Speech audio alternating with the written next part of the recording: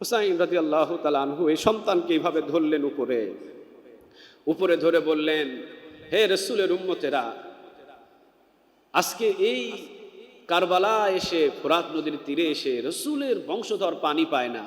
আমরা না হয় পানি পাই নাই, অসুবিধা নাই, কিন্তু রাসূলের বংশধর আমার ছেলে 6 মাসের শিশু আজ কয়েকদিন পর্যন্ত দুধ পায় না। অন্তত আমাদেরকে পানি না দাও, এই 6 মাসের শিশুকে অন্তত পানি দাও। সাথে সাথে ওই পার্শ্ব থেকে সীমারের এক সৈন্যবাহিনী এমন জোরে একটা তীর মারলেন, 6 মাসের শিশুর বুক দিয়ে ঢুকলো, পিছন দিয়ে বাহির হয়ে গেল। জিহ্বাটা শিশুটা বাহির করে দিয়ে বলল, বাবা, জনমের পানি খাওয়া হয়ে গেছে, পানির জন্য কোনোদিন তোমাদেরকে আর কষ্ট দেব না। হুসাইন রাদিয়াল্লাহু তাআলা আনহু বাচ্চাটার দিকে তাকালেন, বাবার সামনে 6 মাসের শিশু জিহ্বাটা বাহির করে আসছে। ঢেকে নিয়ে হুসাইন রাদিয়াল্লাহু তাআলা আনহুর বিবির কাছে দিয়ে বলতেছেন, ধরো, আর কোনোদিন তোমাকে পানির জন্য কষ্ট দিবে না। জনমের মতো পানি পান করে নিছে, পুরা রক্তাক্ত শরীর। 6 মাসের শিশু, কুফাবাসী 6 মাসের শিশুটারে পর্যন্ত বাঁচতে দেয় নাই। মাজা শক্ত করে বেঁধে হুসাইন রাদিয়াল্লাহু তাআলা আনহু যুদ্ধ শুরু করলেন। একাই যুদ্ধ করতে করতে শত শত সৈন্যবাহিনীদেরকে জাহান্নামে পাঠায়া নিজেও নিস্তব্ধ হয়ে গেলেন। সালাত আদায় করলেন, নামাজ কাজা করলেন না। এরপরে লম্বা ঘটনা, হুসাইন রাদিয়াল্লাহু তাআলা আনহু তরবারির সামনে এইভাবে হাতটা দিয়ে মাথা নত করে চিন্তিত আছেন, পেরেশানে আছেন, ক্লান্ত হয়ে আছেন। চতুর্দিকে ঘিরাও করে ফেলেছে। সীমার এবং সীমারের সৈন্যবাহিনী বলছেন, তার মাথা আলাদা করে দাও। কেউ সামনে যায় না। কেমনে মাথা আলাদা করব, যেখানে রাসূলের চুমা দেওয়া আছে, যেখানে রাসূল পুরো শরীর চুমা দিয়েছেন, রাসূলের এমন একজন নাতি যেটা রাসূল সবচেয়ে বেশি ভালোবাসতেন, যার জন্য আল্লাহ সুবহানাহু ওয়া তাআলা হাদিস পাঠিয়েছেন, ওহী পাঠিয়েছেন, কেমনে তাকে জব করব, কেউ সাহস পায় না। সীমার এবং সীমারের কয়েকজন এসে হুসাইন রাদিয়াল্লাহু তাআলা আনহুর ঠিক গর্দান বরাবর আঘাত করলেন, এক কুবে মাথা আলাদা হয়ে গেল। মাথাটা বর্ষার উপরে, এইভাবে বর্ষার উপরে রাখলেন, রেখে পুরা মানুষদেরকে দেখালেন, আর ওই মাথাটা নিয়ে আসলেন কুফার দিকে, আর শরীরটা ফেলে রাখলেন ওই জায়গায়। তারা চিন্তা করলেন, মাথা নিলাম, কিন্তু শরীর কি করব? ঘোড়ার পিছনে বাঁধো। ঘোড়ার পিছনে বেঁধে সেই কারবালার ভূমিতে পিছনে পিছনে টেনে টেনে হিসড়ে হিসড়ে পুরা কারবালা ঘোরালেন। পাথরের সাথে লেগে লেগে পুরা শরীরটা ক্ষত বিক্ষত হয়ে গেল। রব্বুল আলামিন বলেন, ইন্না ইদ্দাতাশ শুহুরি ইনদাল্লাহি 12 শাহরান ফি কিতাবিল্লাহি ইয়াওমা খালাকাস সামাওয়াতি ওয়াল আরদা মিনহা আরবাআতুন হুরুম। আল্লাহ রাব্বুল আলামিন বললেন, নিশ্চয় আসমান এবং জমিনের সৃষ্টির দিন থেকে আল্লাহ রাব্বুল আলামিনের বিধানের কাছে গণনার মাস হলো 12টা। জুড়ে বলেন কয়টা? 12টা মাস। এই 12টা মাসের মধ্যে আবার 4টি নিষিদ্ধ মাস আছে, এটাই হলো প্রতিষ্ঠিত দিন। এই মাসটি এমন আল্লাহ রাব্বুল আলামিনের কাছে বরকতপূর্ণ, আল্লাহ রাব্বুল আলামিনের কাছে এমন মর্যাদাপূর্ণ 4টি মাস, সেটা হলো জিলকদ, জিলহজ, মুহররম এবং রজব। এই 4টি মাস এমন একটা মাস, এই 4টি মাসের ভিতরে ইহুদি বলেন, নাস্তিক বলেন, বেঈমান বলেন, সবাই এই 4টি মাসের ভিতরে যুদ্ধ পর্যন্ত বন্ধ রেখে দিত। সুবহানাল্লাহ। যুদ্ধ করতো না তারা, যুদ্ধ বন্ধ করে দিত। যুদ্ধ করতে করতে করতে করতে যদি জিলহজ মাস চলে আসে, তখন তারা দুই পক্ষ বসে তারা মীমাংসার ভিতরে একটা কথা বলে যে যেহেতু জিলহজ মাস চলে আসছে, আর আমরা যুদ্ধ করব না, জিলহজ চলে যাক, এরপরে আবার যুদ্ধেতে আমরা নেমে আসব। তাহলে এই মাসগুলোকে তারাও সম্মান করতেন, মর্যাদা দিতেন। চিৎকার দিয়ে বলেন আল্লাহু আকবার। এই মাসগুলো হলো অনেক সম্মানিত। এই জন্য আমি গত জুমায় বলেছিলাম, আল্লাহ রাব্বুল আলামিন অসংখ্য ঘটনায় মাসের ভিতরে ঘটিয়েছেন। আদম আলাইহিস সালামকে আল্লাহ রাব্বুল আলামিন এই মাসের ভিতরে মাফ করে দিয়েছেন। নূহ আলাইহিস সালামকে আল্লাহ রাব্বুল আলামিন জুতি পাহাড়ে এই মাসের 10 তারিখে নামিয়েছেন। ইউনূস আলাইহিস সালামকে মাছের পেট থেকে 40 দিন 40 রাত রাখার পরে নূহ আলাইহিস সালামকে বাহির করেছেন এই 10 মুহররমে। আবার আল্লাহ রাব্বুল আলামিন ইউসুফ আলাইহিস সালামকে ভাইরা যখন কূপের ভিতরে ফেলেছিলেন ওই কূপ থেকে উঠাইছে 10 মুহররমে, সুবহানাল্লাহ বলেন। আবার ইউসুফ আলাইহিস সালাম এবং তার বাবা ইয়াকুব আলাইহিস সালাম ইউসুফ আলাইহিস সালামের জন্য কাঁদতে কাঁদতে, বাবা তো অন্ধ হয়ে গেছে, এত কান্না করেছেন সন্তানের জন্য কাঁদতে কাঁদতে চোখ দুইটা অন্ধ হয়ে গেছে। কিন্তু আল্লাহ রাব্বুল আলামিন আবার ইউসুফ আলাইহিস সালামের বিরহে তার পিতা ইয়াকুব আলাইহিস সালাম যেই দৃষ্টিটা হারিয়ে ফেলেছিলেন, আল্লাহ এই চোখের দৃষ্টি যেই দিন ফিরিয়ে দিয়েছিলেন সেই দিনটাও ছিল 10 মুহররম। আবার আল্লাহ রাব্বুল আলামিন ইউসুফ আলাইহিস সালাম এবং ইয়াকুব আলাইহিস সালামকে মিশরের ভূমিতে যখন বাপ আর বেটা দুইজনকে একত্রিত করলেন, ওইটাও ছিল মুহররমের 10 তারিখ, সুবহানাল্লাহ বলেন। এইরকম হাজার হাজার শত শত ঘটনা আছে, যেমন মুসা আলাইহিস সালামকেও আযাদ দিয়েছেন এই মুহররমের 10 তারিখে। তবে সবচাইতে কষ্টদায়ক ঘটনা সেটাই হলো কারবালার ঘটনাটা হলো সবচাইতে কষ্টদায়ক। কারণ এই কারবালার ভূমিতে বিশ্বনবীর পরিবারের প্রায় সংখ্যা মানুষগুলো হযরত হুসাইন আলাইহিস সালামের সাথে এসেছিলেন ৭২ জনই শহীদ হয়েছে। আল্লাহু আকবার। ছোট এবং বড়, দুধের শিশু থেকে সবাই শহীদ হয়েছেন। কোন কোন বর্ণনায় পাওয়া যায় ৭২ জন শহীদ হয়েছেন, কোন কোন বর্ণনায় পাওয়া যায় বিশ্বনবীর পরিবারের ১৯ জন এই জায়গায় শহীদ হয়েছেন। আল্লাহু আকবার। চিন্তা করে দেখেন, হুসাইন রাদিয়াল্লাহু তাআলা আনহুর এই কারবালার ঘটনা, এটাই হলো সবচেয়ে কষ্টদায়ক ঘটনা।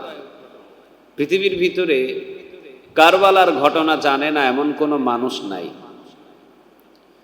ইমাম হুসাইন রাদিয়াল্লাহু তাআলা আনহুকে যারা হত্যা করলেন তারা জমিনের ভিতরে বেশি দিন টিকতে পারে নাই। কেউ 2 বছর, কেউ 3 বছর, কেউ 6 মাস, কেউ 1 মাস, কেউ 2 মাস। যারা এই হত্যার সাথে জড়িত ছিলেন তাদেরকে পাগল বানায়া দুনিয়া থেকে বিদায় করে দিলেন। আওয়াজ দিয়ে বলেন তিনি কে? চিন্তা করে দেখেন, এই যুদ্ধের সাথে, কারবালার যুদ্ধের সাথে যারাই জড়িত ছিল, যারা, তাদের হায়াত 1 মাস, কারো 2 মাস, কারো 3 মাস, কারো 6 মাস, অথবা কারো 3 বছর। এর ভিতরেই পাগল বানায়া, একজনকে অসুস্থ করে, পাগল করে, শরীরের ভিতরে পছন্দ ধরায়া আল্লাহ সুবহানাহু ওয়া তাআলা একজনকে বিদায় করে দিলেন। চিৎকারে দিয়ে বলেন আল্লাহু আকবার। কারণ হুসাইন রাদিয়াল্লাহু তাআলা আনহু তো সাধারণ কোনো মানুষ নয়, তিনি হলো যুবক যারা জান্নাতে যাবে তাদের সর্দার। সুবহানাল্লাহ বলেন। জান্নাতি হওয়া এক জিনিস, আর জান্নাতের যুবকদের সর্দার হওয়া আরেক জিনিস। চিন্তা করে দেখেন, ইমাম হুসাইন রাদিয়াল্লাহু তাআলা আনহুকে রাসূল সবচাইতে বেশি ভালোবাসতেন, সব সময় বুকের কাছে বসাতেন। এমন কোন জায়গা ছিল না যে হুসাইন রাদিয়াল্লাহু তাআলা আনহুর কোন জায়গায় আল্লাহ রাব্বুল আলামিন, আল্লাহ রাসূল সাল্লাল্লাহু আলাইহি ওয়াসাল্লাম চুমা করেন নাই। কান থেকে, মাথা থেকে, গলা থেকে, ঠোঁট থেকে, গাল থেকে, বডির অংশগুলো থেকে সব জায়গায় রাসূল চুম্বন করতেন। সুবহানাল্লাহ বলেন। চিন্তা করেন রাসূল সাল্লাল্লাহু আলাইহি ওয়াসাল্লামের কত আদরের নাতি ছিল, কতটা আদরের নাতি ছিল। এমনকি আল্লাহ রাব্বুল আলামিন ওহীও নাজিল করেছেন। রাসূল যখন মসজিদে নববীতে নামাজ পড়াতেন, আসরের নামাজ, বিশ্বনবী একদিন সিজদাটা লম্বা করে দিলেন। কথা বুঝতেছেন আমার? কষ্ট হচ্ছে না তো? আসরের নামাজ আমার নবী লম্বা করে দিলেন সিজদা। সাহাবীরা সিজদায় পড়ে আছেন, অনেকক্ষণ পর্যন্ত সিজদায় পড়ে আছেন, সিজদা উঠান না। নামাজ শেষ করলেন, সাহাবীরা বললেন নবী, জীবনে কোনোদিন আপনার পিছনে নামাজ পড়াকালীন এত লম্বা সেজদা কখনো দিই নাই, আজকে সেজদাটা অনেক লম্বা হয়েছে। ও নবী, আসরের নামাজের সেজদা তো কোনোদিন আপনি এরকম ভাবে লম্বা করে দেন না, আজকে সেজদাটা এত লম্বা করলেন কেন? বিশ্বনবীজি বললেন, আমার হোসাইন আমার পিঠের উপরে চড়েছে, আমারে ঘোড়া বানাইছে, আমি যখন উঠতে লাগলাম, জিবরিল আলাইহিস সালাম এসে আমাকে বললেন, ইয়া রাসূলুল্লাহ, আল্লাহর পক্ষ থেকে হুকুম এসেছে যতক্ষণ পর্যন্ত হুসাইন রাদিয়াল্লাহু তাআলা আনহু আপনার পিঠ মোবারক থেকে না নামবে ততক্ষণ পর্যন্ত আপনি সেজদায় লুটিয়ে পড়ে থাকে। কতটা ভালোবাসতেন আমার আল্লাহ! হুসাইন রাদিয়াল্লাহু তাআলা আনহু যতক্ষণ পর্যন্ত নবীর পিঠ মোবারক থেকে না নামলেন ততক্ষণ পর্যন্ত সেজদায় পড়ে থাকতে হলো, কারণ হুকুম দিয়েছেন একজন। আওয়াজ দিয়ে বলেন তিনি কে? এই জন্য বিশ্বনবী হুসাইন রাদিয়াল্লাহু তাআলা আনহুকে অনেক ভালোবাসতেন। বিশ্বনবী সাহাবীদেরকে নিয়ে বসে আছেন, হুসাইন রাদিয়াল্লাহু তাআলা আনহু নবীর কুলে আসবেন, সাহাবীরা বাধা দিয়ে দিলেন যে হুসাইন এখন যায় না, বিশ্বনবীজি গুরুত্বপূর্ণ আলোচনা করতেছেন। হুসাইন রাদিয়াল্লাহু তাআলা আনহু বলেন, আমারে বাধা দিও না, আমারে নবীর কাছে পর্যন্ত যাওয়ার সুযোগ দাও, আমারে বাধা দিও না। কিন্তু সাহাবীরা বললেন, না, এখন রাসূলের কাছে যাওয়া যাবে না, রাসূল গুরুত্বপূর্ণ আলোচনায় মগ্ন আছেন। হুসাইন রাদিয়াল্লাহু তাআলা আনহু তিনি বললেন, তোমরা আমাকে বাধা দাও। আর যে বয়ান পেশ করতেছে, মানে আমার নানা, আর আমি আমার নানার কাছে যাব, আমারে বাধা দাও। মনে রাখো, আমার নানার চাইতে আমি কোনো অংশে কম না। এই কথাটা যখন বলে ফেলছে যে আমার নানার চাইতে আমি কোনো অংশে কম না। হুসাইন রাদিয়াল্লাহু তাআলা আনহুর বাবা ছিলেন হযরত আলী রাদিয়াল্লাহু তাআলা আনহু। যে যুদ্ধের ময়দানে হযরত আলী রাদিয়াল্লাহু তাআলা আনহু যাইতেন, ওই যুদ্ধের ময়দানে অটোমেটিক কাফেররা বলে দিতেন, আজকে মুসলমানরা বিজয় ফিরে নিয়ে যাবে। মানে মুসলমানদের বিজয় 100% নিশ্চিত। কারণ এই যুদ্ধের ময়দানে শেরে খোদা হযরত আলী রাদিয়াল্লাহু তাআলা আনহু এসেছেন। কারণ আলী রাদিয়াল্লাহু তাআলা আনহু সাধারণ কোনো মানুষ নয়, কাফেরদের জন্য বাঘ হিসাবে আল্লাহ তার জমিনে প্রেরণ করেছেন। চিৎকার দিয়ে বলেন আল্লাহু আকবার। অসংখ্য যুদ্ধের ময়দানে আলী রাদিয়াল্লাহু তাআলা আনহু বিজয় ফিরিয়ে আসছেন। সুবহানাল্লাহ বলবেন না? অসংখ্য যুদ্ধ করেছেন তিনি, যুদ্ধের বর্ণনার শেষ নাই, এত যুদ্ধ করেছেন। হযরত আলী রাদিয়াল্লাহু তাআলা আনহু যখন এই কথাটা শুনতে পাইছেন যে হুসাইন রাদিয়াল্লাহু তাআলা আনহু বলেছেন নানার চাইতে কোনো অংশে আমি কম না, দৌড় দিয়ে হযরত আলী রাদিয়াল্লাহু তাআলা আনহু এসে হুসাইন রাদিয়াল্লাহু তাআলা আনহুর গালের উপরে এমন জোরে একটা থাপ্পড় দিয়েছেন, উপরের ঠোঁট কেটে, দাঁত লেগে উপরের ঠোঁট কেটে গল গল গল গল করে রক্ত পড়া শুরু হয়েছে। বিশ্বনবীজি পাশে তাকিয়ে দেখলেন যে হুসাইন রাদিয়াল্লাহু তাআলা আনহু কান্না করছে আর ঠোঁটটা কেটে গেছে। আলী রাদিয়াল্লাহু তাআলা আনহুকে ধমক দিয়ে রাসূল নিজে উঠে গিয়ে হুসাইনদের কাছে টেনে বুকের কাছে বসালেন আর বললেন, না না, এগুলো যারা বসে আছে না আমার সামনে, সবগুলো এক একটা সাহাবী, এরা আমাকে জীবনের চাইতে বেশি ভালোবাসে। সুবহানাল্লাহ বলে। এদের সামনে কথা বলতে গিয়ে একটু সাবধানে কথা বইল, না না, এদের সামনে যা তা মুখে আসে তা বইল না। হুসাইন রাদিয়াল্লাহু তাআলা আনহু বলেন, না না, আমি যা বলছি কোনো অংশে ভুল বলি নাই, আমি যেটা বলছি কোনো অংশে ভুল না, আমি সত্য বলছি, আমি তোমার চাইতে কোনো অংশে কম না। সুবহানাল্লাহ বলে। বিশ্বনবীজি একটু চিন্তিত হলেন। ওমর রাদিয়াল্লাহু তাআলা আনহু রাগান্বিত হয়ে গেলেন, হুসাইন, ছোট মানুষ বড় মুখে কথা বলো কেন? ছোট মানুষ ছোট ছোট কথা বলবা, ছোট মানুষ হয়ে এত বড় বড় কথা বলতে যাও কেন?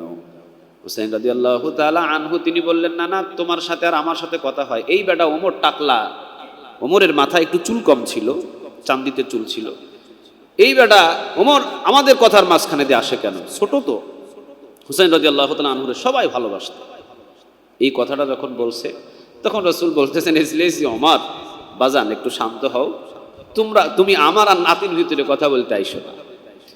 তখন রাসূল বললেন, আচ্ছা না না, তুমি যে বলতেছো কোনো অংশে আমার চাইতে তুমি কম না, এটা কোন ভিত্তিতে বলতেছো তুমি? আচ্ছা যুক্তি দেখাও তো। তখন হুসাইন রাদিয়াল্লাহু তাআলা আনহু বলা শুরু করলেন, না না, আপনি বলেন তো দেখি আপনার বাবার নাম কি? তখন বলা শুরু করলেন, আমার বাবার নাম আব্দুল্লাহ। তো আপনার বাবার নাম আব্দুল্লাহ, ওই আব্দুল্লাহরে কে চিনে? আব্দুল্লাহ কয়টা যুদ্ধের ময়দানে শরীক হয়েছে? ওই আব্দুল্লাহ কি জান্নাতে যাবে নাকি জাহান্নামে যাবে এটার কোনো সার্টিফিকেট পেয়েছে? পাই নাই।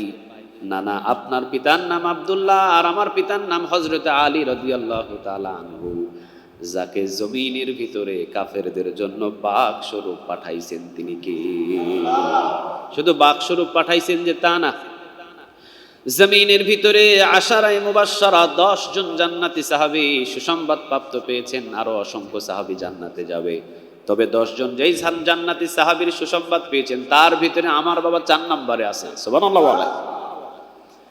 তাহলে তোমার বাবা এবং আমার বাবা চিন্তা করে দেখেন, নানা তোমার পিতা আব্দুল্লাহকে কয়জনা চিনে, আর আমার বাবা হযরত আলী রাদিয়াল্লাহু তাআলা আনহু, আমার নানা মুহাম্মদুর রাসূলুল্লাহ সাল্লাল্লাহু আলাইহি ওয়াসাল্লাম, উনি হলেন ইলমের শহর, আর ওই ইলমের শহরের দরজা হলো আমার পিতা হযরত আলী। সুবহানাল্লাহ বলেন। মানে আলী রাদিয়াল্লাহু তাআলা আনহুর ইলম কোনো দিক দিয়ে কম ছিলেন না, অনেক বেশি ছিলেন। তাহলে তোমার পিতা আব্দুল্লাহ আর আমার বাবা আলী, এবারে মিলায় দেখেন তো কার বাবা সবচাইতে বড়। রাসূল বললেন আলী রে, আবার রাসূল বললেন হুসাইন। আমার পিতারে চাইতে তোমার পিতা সম্মানের দিক দিয়ে অনেক উপরে। তাহলে দ্বিতীয় নাম্বার, নানা তোমার মা এবং আমার মা, দুইজনের মায়ের ভিতরে একটু পার্থক্য করে দেখান। আপনার মায়ের নাম কি আমিনা? আচ্ছা আমিনা কয়জন চিনি? আর আমিনার কোয়ালিটি সম্পর্কে আল্লাহ রাব্বুল আলামিন কোনো আয়াত বা কোনো হাদিস নাজিল করেছেন না। আর আমার মা আমিনা রাদিয়াল্লাহু তাআলা আনহাকে কি আপনি চিনেন? যিনি জান্নাতের সরদারিনী। সুবহানাল্লাহ। জান্নাতের সরদারিনী হবে, অসংখ্য নারী জান্নাতে যাবে। আমার মা ফাতিমা রাদিয়াল্লাহু তাআলা আনহা তাদের সামনে পতাকা ধারণ করে তাদেরকে জান্নাতে নিয়ে যাওয়ার জন্য ডিগলার দিবে, চিৎকার দিয়ে বলেন আল্লাহু আকবার। তাদেরকে সামনের দিক দিয়ে রাহাবারি করে তাদেরকে জান্নাতে নিয়ে যাবে। সুবহানাল্লাহ বলবেন না? যে আমার মা দুনিয়াতে থাকতে জান্নাতি, আবার জান্নাতের সরদারিনী, তাহলে মায়ের দিক দিয়ে আপনি তো আমার চাইতে বড় না, আমার চাইতে ছোট। নবী বললেন, হ্যাঁ হুসাইন, মায়ের দিক দিয়ে তোমার চাইতে আমি ছোট, আমি বড় হতে পারলাম না। আচ্ছা ঠিক আছে নানা, তাহলে আরেকটা কথা বলেন নানা, দেখি আপনার নানার নাম কি? হুসাইন রাদিয়াল্লাহু তাআলা আনহু যখন বললেন আপনার নানার নাম কি, বিশ্বনবীজি বললেন আমার নানার নাম হলো ওয়াহাব জুহুরি। নাম কি বললাম? ওয়াহাব জুহুরি আমার নানার নাম। হুসাইন রাদিয়াল্লাহু তাআলা আনহু বললেন, ওয়াহাব জুহুরি কে? ওয়াহাব জুহুরি কোথাকার? ওয়াহাব জুহুরি কোথায় আছে? ওয়াহাব জুহুরি কয়জনা নাম জানে? কে তারে চিনে? আর আপনি হুসাইন রাদিয়াল্লাহু তাআলা আনহুর নানাকে চিনেন নাকি? যে হুসাইন রাদিয়াল্লাহু তাআলা আনহুর নানা কিয়ামতের ময়দানে না দাঁড়ানো পর্যন্ত আল্লাহ বিচারের কাজ শুরু করবে না। সুবহানাল্লাহ বলেন। আপনি হুসাইন রাদিয়াল্লাহু তাআলা আনহুর নানাকে চিনেন নাকি? হুসাইন রাদিয়াল্লাহু তাআলা আনহুর নানা যখন দাঁড়াবেন কিয়ামতের ময়দানে, আল্লাহ রাব্বুল আলামিন রহমান হয়ে যাবেন, দয়ালু হয়ে যাবেন, এবং আমার নানাকে হুকুম দিবেন, হাবিব আপনার যা পছন্দ বাছাই করে আপনি আগে জান্নাতে আপনার উম্মতদেরকে নিয়ে যান। শুধু তাই হবে না, আপনি জানেন নাকি আমার নানা, আপনার নানা কিয়ামতের ময়দানে কয়জনা চিনবে? আর আমার নানা এমন নানা কিয়ামতের ময়দানে বিচারের কাজ শুরু করার আগেই আল্লাহ রাব্বুল আলামিন বলবেন, হাবিব বিচারের কাজ পরে শুরু হবে, আপনি আগে আমার জান্নাতটা উদ্বোধন করে দিয়ে আসেন। সুবহানাল্লাহ বলেন। আমার নানা ছাড়া কিয়ামতের ময়দানে জান্নাত কেউ উদ্বোধন করবে না, জান্নাত কেউ ধাক্কাও দেবে না। আমার নানা যতক্ষণ পর্যন্ত তার উম্মতদেরকে জান্নাতে না নিয়ে যেতে পারবেন ততক্ষণ পর্যন্ত আল্লাহ বিচারের কাজ শুরু করবে না। সুবহানাল্লাহ বলেন। 3 স্টেপে আমার নানা কিয়ামতের ময়দানে সুপারিশ করবেন। প্রথম নম্বরে আমার নানা যাদেরকে সুপারিশ করে জান্নাতে নিয়ে যাবেন তারা কোনো হিসাব দিবে না, বিনা হিসাবে জান্নাতে যাবে। দ্বিতীয় নম্বরে আমার নানা যাদের হিসাব নেওয়া হবে তাদের ডান পাশে দাঁড়ায় থাকবেন, যাদের হিসাবের ভিতরে গড়মিল হবেন সুপারিশ করে তাদেরকে জান্নাতে নিয়ে যাবে। আর 3 নম্বরে জান্নাতে যখন আমার নানা প্রবেশ করবেন তখন আল্লাহ রাব্বুল আলামিনের কাছে আরজি করবেন, আমার উম্মতগুলো মনে হয় জাহান্নামের ভিতরে পড়তেছে, জাহান্নামের ভিতরে আমার উম্মত পড়বে, আর আমি কিভাবে তাদের জাহান্নামের ভিতরে পোড়া রেখে আমি জান্নাতে প্রবেশ করব। আল্লাহ রাব্বুল আলামিন তখন ফেরেশতাদেরকে চালনি দিয়ে চালার মতো জাহান্নামটারে চালনা দিয়ে চালার মতো চালবেন। দেখবেন আখিরি জামানার উম্মত কে আছে, আখিরি জামানার উম্মত কে আছে, আখিরি জামানার উম্মত কে আছে, তাদেরকে বাছাই করে বাহির করে শেষ চালনি দিয়ে চেলে জাহান্নাম থেকে মুক্ত করে আমার নানা উম্মতদেরকে জান্নাতে নিয়ে যাবে। এখন আপনি বলেন তো দেখি আপনার নানা বড় নাকি আমার নানা বড়? সুবহানাল্লাহ বলবেন না? হুসাইন রাদিয়াল্লাহু তাআলা আনহু এই কথাটা যখন বললেন, রাসূল বুকের সাথে জড়ায় নিয়ে কুলের উপরে কাঁধের উপরে উঠায়া রাসূল দাঁড়ালেন। রাসূলের কাঁধের উপরে হোসাইন রাদিয়াল্লাহু তাআলা আনহু। রাসূল বললেন, আচ্ছা সাহাবীরা তোমরা বলো তো দেখি, মাথা কি হোসাইনেরটা বড় দেখা যায় নাকি আমারটা দেখা যায়? সাহাবীরা বললেন, নবী আপনার মাথা থেকে হোসাইনের মাথা আজকে উঁচু দেখা যায়। সুবহানাল্লাহ বলেন। নবী বললেন, আজকে সত্যই হোসাইন আমাকে হারিয়ে দিয়েছে। আজকে আমি হেরে গেছি হোসাইনের কাছে, কারণ হোসাইন আমার থেকে অনেক সম্মানের দিক দিয়ে বেশি। কত ভালোবাসতেন, আহা!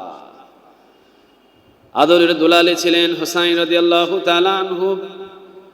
এই হোসাইন রাদিয়াল্লাহু তাআলা আনহুকে কুফাবাসী তারা হত্যা করেছে কারবালার ভূমিতে। যার নেতৃত্বে হত্যা করেছেন তিনি ছিলেন ইয়াজিদ। আবার আমাদের বাংলাদেশের ভিতরে ইয়াজিদের পক্ষেও কিছু আলেম ওলামারা কথা বলে। আহা, লজ্জা থাকা দরকার এদের। রাসূলের পরিবারকে যারা কারবালার ভূমিতে শহীদ করে দিলেন, এই ইয়াজিদের পক্ষে কি কথা বলার মতো কোনো সুযোগ আছে? কথা বলেন না, কোনো সুযোগ আছে? এই ইয়াজিদের প্রতি অনেকের ভালোবাসা উতলায় পড়ে।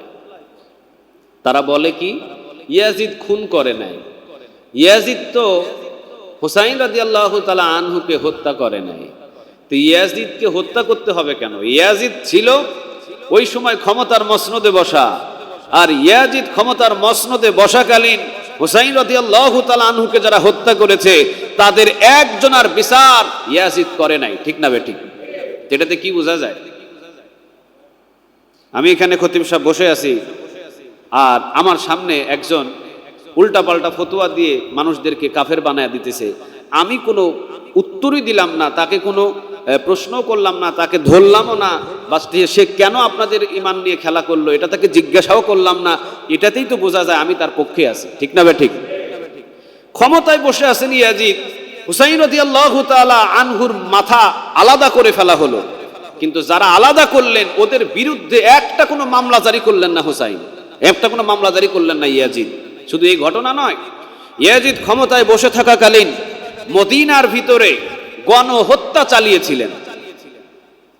হুসাইন রাদিয়াল্লাহু তাআলা আনহুর কারবালার ঘটনার 1 বছর পরে ইয়াজিদ গণহত্যা চালিয়েছিলেন ওই মদিনার ভিতরে। গণহত্যা, যাকে পাইছে তাকেই কাটছে, এবং ওই মদিনার ভিতরে অসংখ্য নারীদেরকে গণধর্ষণ করছে। ওই ধর্ষণের ভিতরে সাহাবী নারীরাও ছিল। এই ইয়াজিদের সৈন্যবাহিনী করছে, কিন্তু ইয়াজিদ বসে বসে শুধু তাকায় তাকায় দেখছে। যারা ধর্ষণ করছে, যারা গণহত্যা করছে, তাদের বিরুদ্ধে একটা কোনো মামলা ইয়াজিদ গ্রহণ করে নাই। তাহলে দোষী কি ছিল? ইয়াজিদ।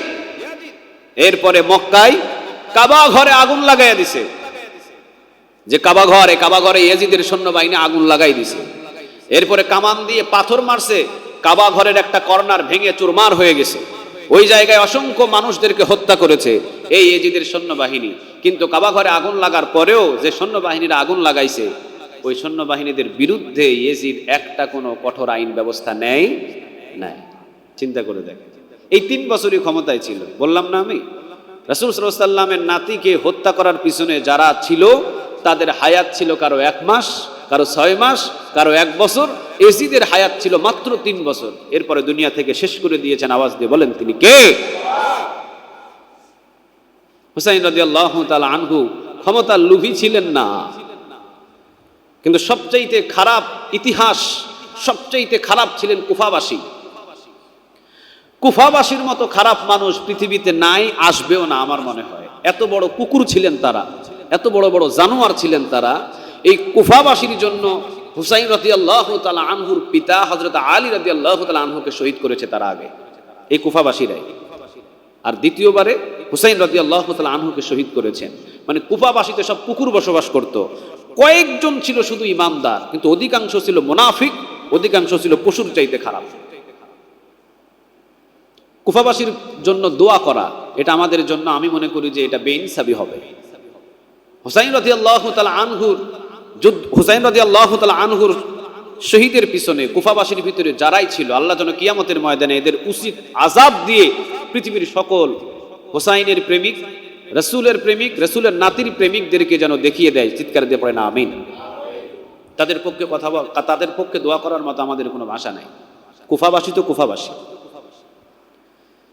কুফাবাসী এরা একের পর এক চিঠি লেখা শুরু করলেন হুসাইনের কাছে যে হুসাইন আপনি আসেন কুফায়, আপনি আসলেই আমরা আপনাকে ক্ষমতার মসনদে বসাবো, আমরা আপনার হাতে বায়াত নিব, হুসাইন আপনি আমাদেরকে ভুলে যায়েন না।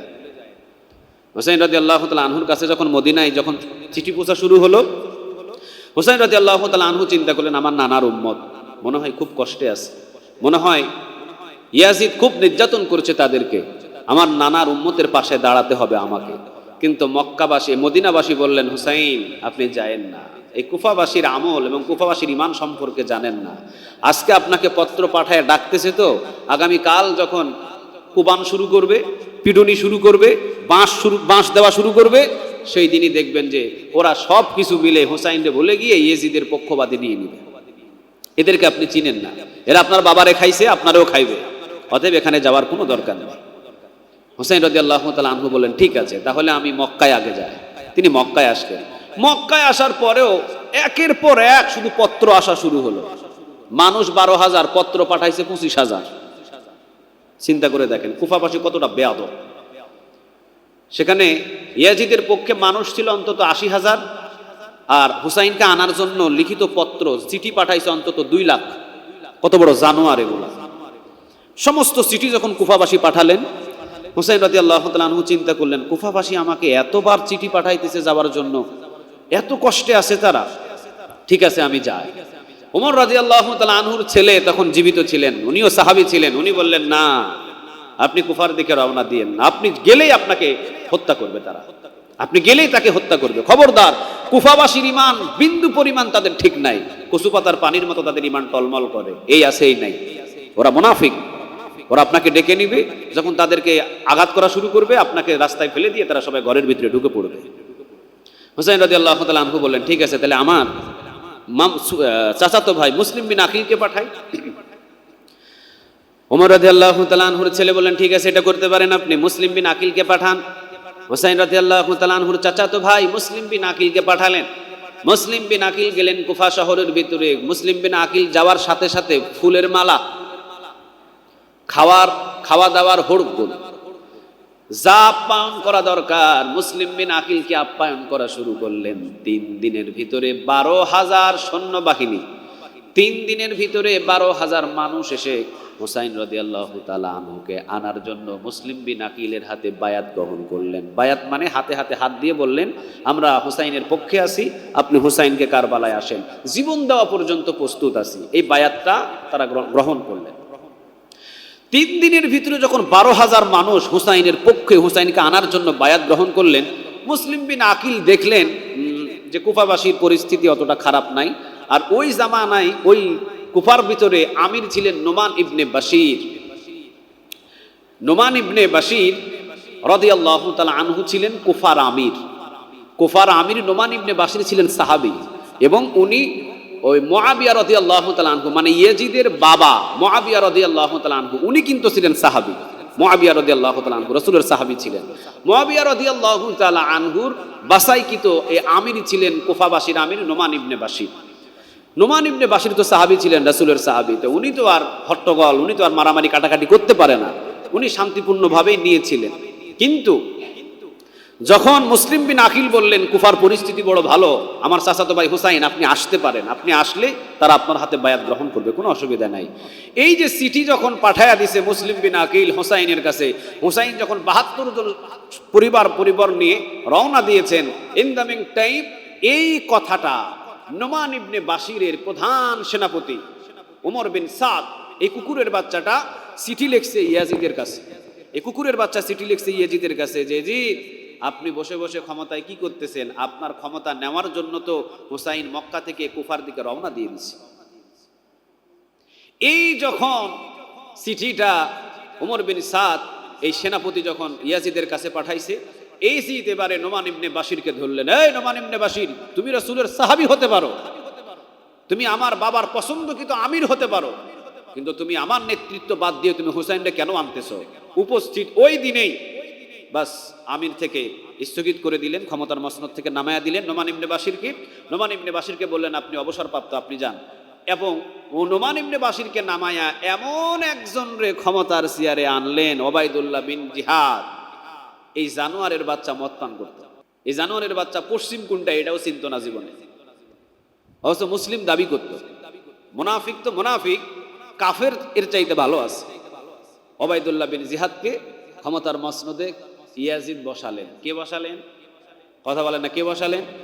ইয়াজিদ বসালেন। যারা বলেন ইয়াজিদের কোনো দোষ নাই, তাহলে নোমান ইবনে বাশিরের মতো সাহাবীকে ক্ষমতার মসনদ থেকে বাদ দিয়ে ওবাইদুল্লাহ বিন জিহাদকে কেন বসালেন এখানে? বসালেন এই কারণে, কারণ হোসাইন তাতে সাইজ করে। ওবাইদুল্লাহ বিন জিহাদ দামেস্ক থেকে যখন কুফার শহরের ভিতরে আসলেন, আসার পরের দিনে হুসাইনের পক্ষে কারা কারা পত্র লিখছে সবাইরে ধরলেন। ধরার পরে দিয়ে এক একজনের গলা কাটলেন আর খেজুরের গাছের সাথে লটকানা শুরু করলেন। 10 থেকে 15 জনরে যখন গলা কেটে লটকানা শুরু করছে, 12,000 যারা ছিল সবাই এবারে ইয়াজিদ ইয়াজিদ জিকির করা শুরু করছে। ওই যে বলছি না, কুফাবাসীর ইমান বলতে কিছু নেই, কচুপাতার ইমানের মতো। মুসলিম বিন আকিলকে খুঁজতেছে ওবাইদুল্লাহ বিন জিহাদের সৈন্যবাহিনী, যে মুসলিম বিন আকিল কোথায়, যে হোসাইনকে আনতেছে ও কোথায়, ওরে বাইরে খুঁজে বাহির করো, ও নাটের গুরুরে বাহির করো খুঁজে। ওবাইদুল্লাহ বিন জিহাদ খুঁজতেছে তার সৈন্যবাহিনী, খুঁজে খুঁজে পায় না। মুসলিম বিন আকিল খুব চিন্তিত হয়ে গেলেন। হত্যা শুরু হলো। মুসলিম বিন আকিল যে ঘরের ভিতরে অবস্থান করতেছিলেন, উনি ছিলেন কুফার ভিতরে অনেক বড় একজন আলেম। সবাই খারাপ ছিল না, উনি ছিলেন অনেক বড় একজন আলেম এবং অনেক বড় একজন ইমানের উপরে প্রতিষ্ঠিত। মুসলিম বিন আকিল ওনার ঘরের উপরে, ওনার ঘরের ভিতরেই মেহমান হিসাবে ছিলেন। ওনাকে দিনের বেলা ওবাইদুল্লাহ বিন জিহাদের সেনাবাহিনী এসে গ্রেফতার করে নিয়ে চলে গেছে। এখন ওনাকে যখন গ্রেফতার করে নিয়ে চলে গেছে, উনি ছিলেন একজন ছোটখাটো একটা নেতা, সবাইকে একত্রিত করেছিলেন 12,000 মানুষদেরকে। ওনাকে যখন গ্রেফতার করে নিয়ে চলে গেছে, মুসলিম বিন আকিল এই 12,000 মানুষের সাথে পরামর্শ করে বললেন, ওনাকে আমাদের ওবাইদুল্লাহ বিন জিহাদের কারাগার থেকে মুক্ত করা আমাদের উপরে ওয়াজিব হয়ে গেছে, ওনাকে যুদ্ধ করে হলে ওনাকে মুক্ত করে নিয়ে আসতে হবে। 12,000 সৈন্যবাহিনী মুসলিম বিন আকিলকে বলেন, আমরা আপনার সাথে আসি যুদ্ধ করার জন্য। মুসলিম বিন আকিল এটা খুব ভুল করে ফেলেছেন। এই 12,000 সৈন্যবাহিনীকে বিশ্বাস করে হুসাইন রাদিয়াল্লাহু তাআলা আনহু ওইদিকে কিন্তু আসতেছেন, মক্কা থেকে কুফার দিকে রওনা দিয়ে দিয়েছেন। আর এই যেখানে মুসলিম বিন আকিল 12,000 সৈন্যবাহিনী নিয়ে, মুসলিম বিন আকিল যে ঘরের ভিতরে থাকতেন, এই ঘরের আলেমকে যিনি গ্রেফতার করেছেন ওবাইদুল্লাহ বিন জিহাদ, একে মুক্ত করার জন্য 12,000 সৈন্যবাহিনী নিয়ে ওই রাজপ্রাসাদ ঘেরাও করে ফেলেছেন। রাজপ্রাসাদ ঘেরাও করে মুসলিম বিন আকিল সবচেয়ে বড় ভুল করেছেন এটাই, যে যাদেরকে বিশ্বাস করেছেন এটার একজনেরও ঈমান ঠিক ছিল না। 12,000 সৈন্যবাহিনী নিয়ে যখন রওনা দিয়েছেন, জোহর নামাজের আজান হয়েছে। জোহর নামাজের আজানের সময় মুসলিম বিন আকিল 12,000 সৈন্য নিয়ে নামাজে দাঁড়িয়েছেন। সালাম ফিরে পিছনে তাকায় দেখে 6,000 নাই। কত বড় জানোয়ার চিন্তা করেন। 6,000 বাস পিছন থেকে কেটে পড়ছে। মুসলিম বিন আকিল একটু চিন্তিত হলেন। মুসলিম বিন আকিল আসরের নামাজ আদায় করলেন। আসরের নামাজ যখন ঘেরাও নিয়ে আসেন 6,000 নিয়ে, নামাজ শেষ করে পিছনে তাকায় দেখে 3,000 নাই। মাগরিব নামাজ আদায় করে দেখেন মাত্র 2,000 নাই, 1,000।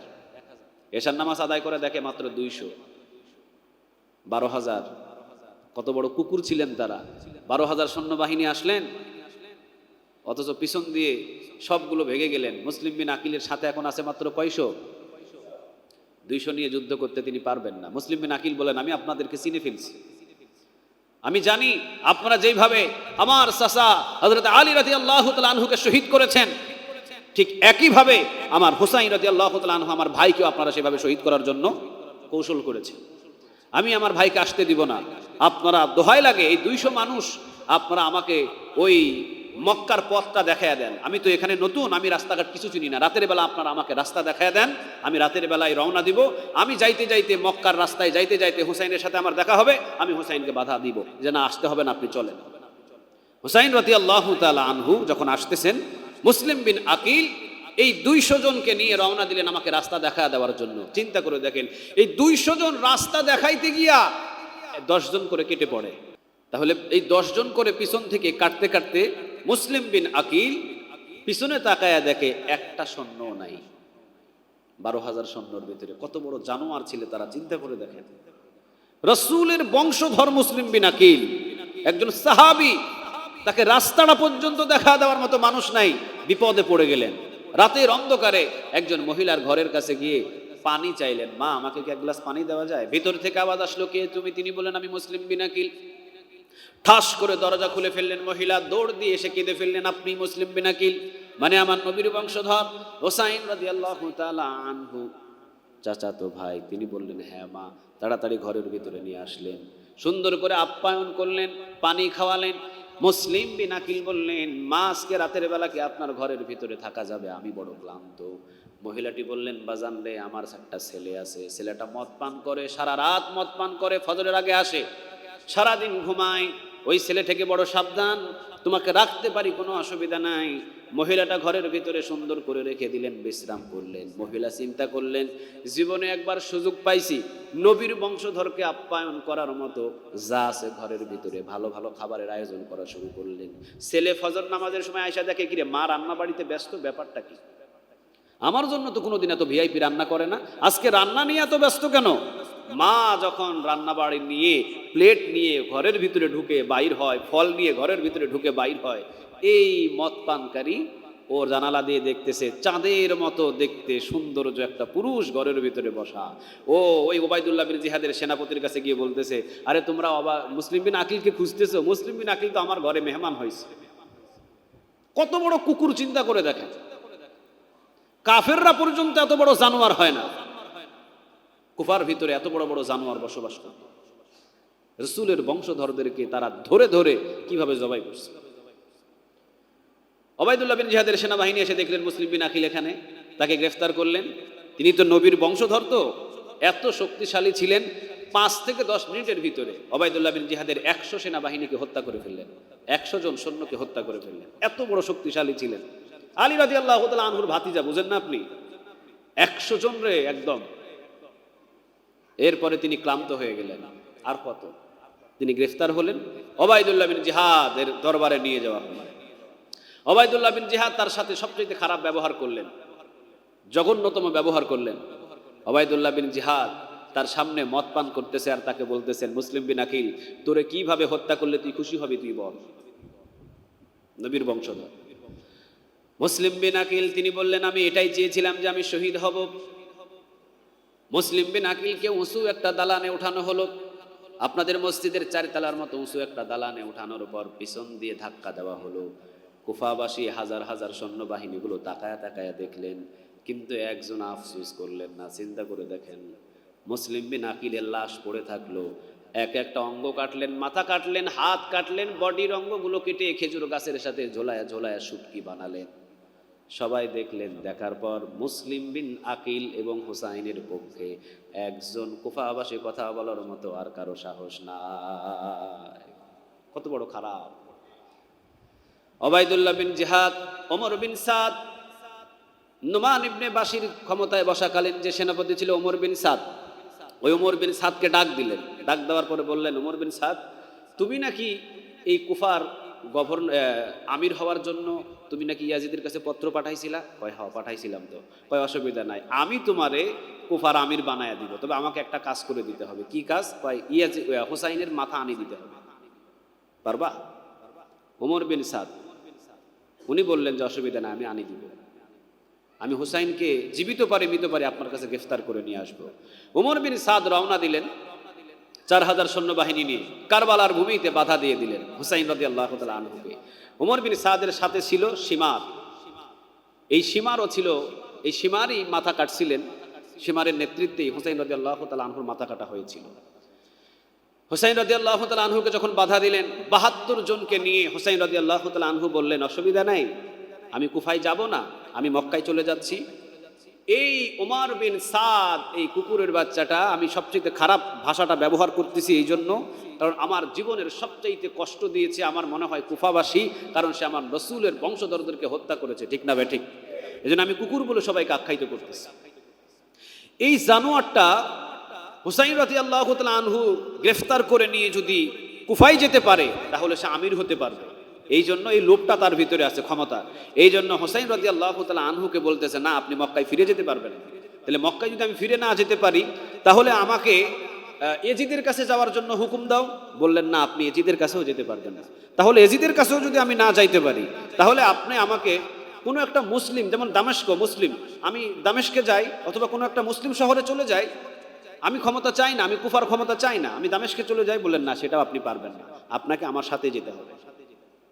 তো আপনার সাথে যেতে হবে, তাহলে চলেন কুফায় আমাকে নিয়ে চলেন। কয় না, এভাবে আমরা নিয়ে যাব না, সবাইকে হত্যা করব, আমাদের সাথে যুদ্ধ করবেন, এরপরে পরিস্থিতি যেটা হয় ওই পরিস্থিতিতে আপনাকে নিয়ে যাব। মানে হুসাইনকে জীবিত নিয়ে যাবে না, কারণ হুসাইনকে জীবিত নিয়ে গেলে মুসিবত হতে পারে, এই জন্য হুসাইনের মাথা নিয়ে যাওয়া হবে। যুদ্ধ শুরু হলো। যুদ্ধ করতে করতে করতে করতে হুসাইন রাদিয়াল্লাহু তাআলা আনহুর একটা সন্তান ছিল, দুধ শুকাইয়া গেছে মায়ের। তিনি বললেন, কয়েকদিন পর্যন্ত পানিও পাচ্ছে না, আমি পানিও খাইতে পারতেছি না, দুধও পান করতে পারতেছে না সন্তান, আমাদেরকে পানি না দিক, অন্তত রাসূলের বংশধর এই 6 মাসের শিশুকে নিয়ে যান, তাকে একটু পানির ব্যবস্থা করে দিই। হুসাইন রাদিয়াল্লাহু তাআলা আনহু এই সন্তানকে এইভাবে ধরলেন উপরে ধরে বললেন, হে রাসূলের উম্মতেরা, আজকে এই কারবালা এসে, ফোরাত নদীর তীরে এসে রাসূলের বংশধর পানি পায় না, আমরা না হয় পানি পাই নাই, অসুবিধা নাই, কিন্তু রাসূলের বংশধর আমার ছেলে 6 মাসের শিশু আজ কয়েকদিন পর্যন্ত দুধ পায় না, অন্তত আমাদেরকে পানি না দাও, এই 6 মাসের শিশুকে অন্তত পানি দাও। সাথে সাথে ওই পার্শ্ব থেকে সীমারের এক সৈন্যবাহিনী এমন জোরে একটা তীর মারলেন, 6 মাসের শিশুর বুক দিয়ে ঢুকলো, পিছন দিয়ে বাহির হয়ে গেল, জিহ্বাটা শিশুটা বাহির করে দিয়ে বলল, বাবা, জনমের পানি খাওয়া হয়ে গেছে, পানির জন্য কোনোদিন তোমাদেরকে আর কষ্ট দেব না। হুসাইন রাদিয়াল্লাহু তাআলা আনহু বাচ্চাটার দিকে তাকালেন, বাবার সামনে 6 মাসের শিশু জিহ্বাটা বাহির করে আসছে। ঢেকে নিয়ে হুসাইন রাদিয়াল্লাহু তাআলা আনহুর বিবির কাছে দিয়ে বলতেছেন, ধরো, আর কোনোদিন তোমাকে পানির জন্য কষ্ট দিবে না। জনমের মতো পানি পান করে নিছে, পুরা রক্তাক্ত শরীর, 6 মাসের শিশু। কুফাবাসী 6 মাসের শিশুটারে পর্যন্ত বাঁচতে দেয় নাই। মাজা শক্ত করে বেঁধে হুসাইন রাদিয়াল্লাহু তাআলা আনহু যুদ্ধ শুরু করলেন। একাই যুদ্ধ করতে করতে শত শত সৈন্যবাহিনীদেরকে জাহান্নামে পাঠায়া নিজেও নিস্তব্ধ হয়ে গেলেন। সালাত আদায় করলেন, নামাজ কাজা করলেন না। এরপরে লম্বা ঘটনা, হুসাইন রাদিয়াল্লাহু তাআলা আনহু তরবারির সামনে এইভাবে হাতটা দিয়ে মাথা নত করে চিন্তিত আছেন, পেরেশানে আছেন, ক্লান্ত হয়ে আছেন। চতুর্দিকে ঘিরাও করে ফেলেছে। সীমার এবং সীমারের সৈন্যবাহিনী বলছেন, তার মাথা আলাদা করে দাও। কেউ সামনে যায় না। কেমনে মাথা আলাদা করব, যেখানে রাসূলের চুমা দেওয়া আছে, যেখানে রাসূল পুরো শরীর চুমা দিয়েছেন, রাসূলের এমন একজন নাতি যেটা রাসূল সবচেয়ে বেশি ভালোবাসতেন, যার জন্য আল্লাহ সুবহানাহু ওয়া তাআলা হাদিস পাঠিয়েছেন, ওহী পাঠিয়েছেন, কেমনে তাকে জব করব, কেউ সাহস পায় না।